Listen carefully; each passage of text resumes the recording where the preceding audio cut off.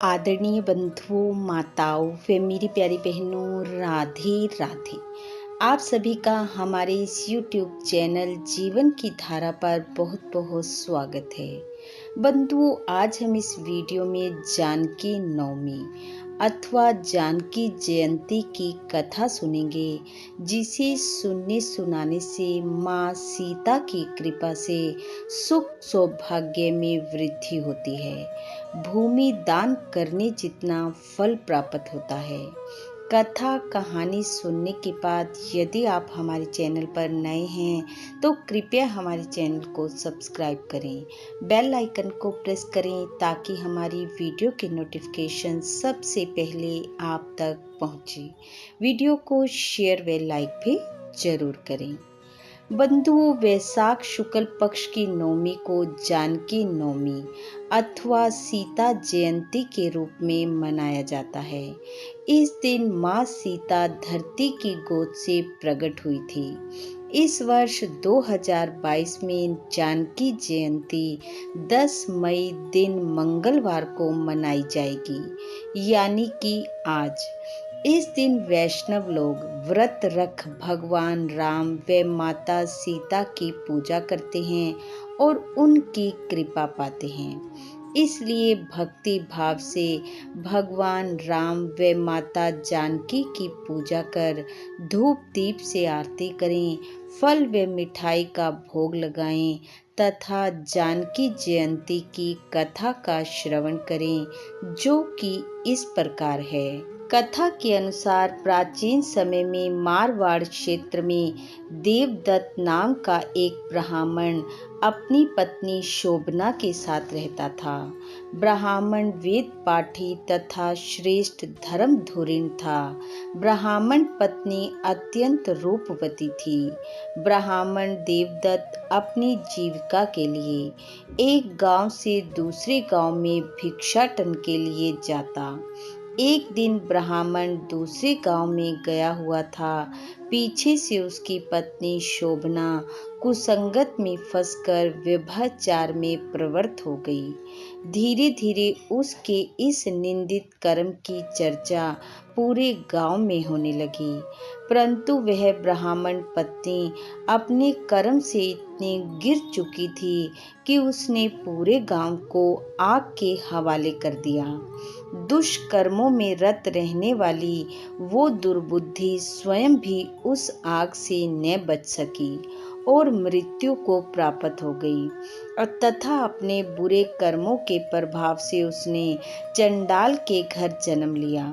पति का त्याग करने से वह चंडालनी गांव को भीषण आग के हवाले करने के कारण कुष्ठ रोग से ग्रस्त तथा व्यभिचार कर्म के कारण अंधी हो गई और अपने कर्मों से प्राप्त दारुण दुख के कारण वह एक स्थान से दूसरे स्थान, एक नगर से दूसरे नगर में भटकती फिरती।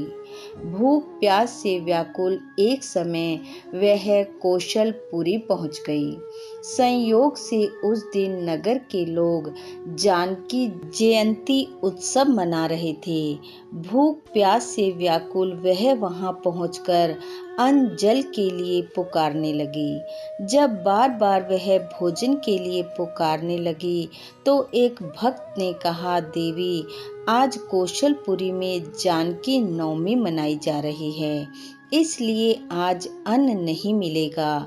कल व्रत के पारण के समय आना, ठाकुर जी का प्रसाद भर पेट खाना। परंतु वह नहीं मानी और जोर जोर से चिल्लाने लगी। तब एक अन्य भक्त ने उसे तुलसी दल और जल दे दिया। वह उसने ग्रहण किया, परंतु वहां से निकलते ही कुछ दूरी जाने के बाद उसने भूख के कारण अपने प्राण त्याग दिए।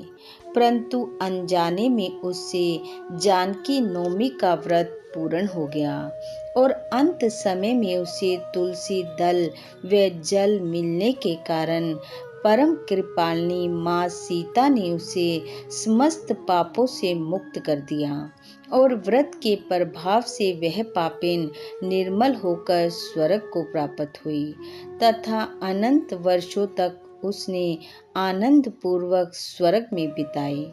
तत्पश्चात वह कामरूप देश के राजा जय सिंह की महारानी कामकला बनी। व्रत के प्रभाव व जानकी जी की कृपा से उसे अपने पूर्व जन्म का स्मरण बना रहा।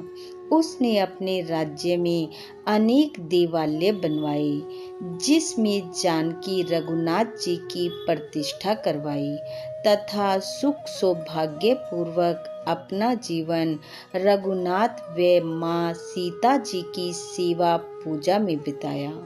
बोलो सीता मैया की जय। इस प्रकार जो भी श्रद्धालु भक्त जानकी नवमी पर रघुनाथ जी सहित माँ जानकी का पूजन करते हैं, कथा का श्रवण करते हैं, उन्हें सभी प्रकार के सुख सौभाग्य प्राप्त होते हैं और जीवन से सभी कष्ट दूर हो जाते हैं। बंधु भगवान राम व माता जानकी की कृपा आप व आपके परिवार पर सदैव बनी रहे। आपका घर आंगन खुशियों से महकता रहे। इन्हीं शुभकामनाओं के साथ आप सबका बहुत बहुत धन्यवाद। राधे राधे।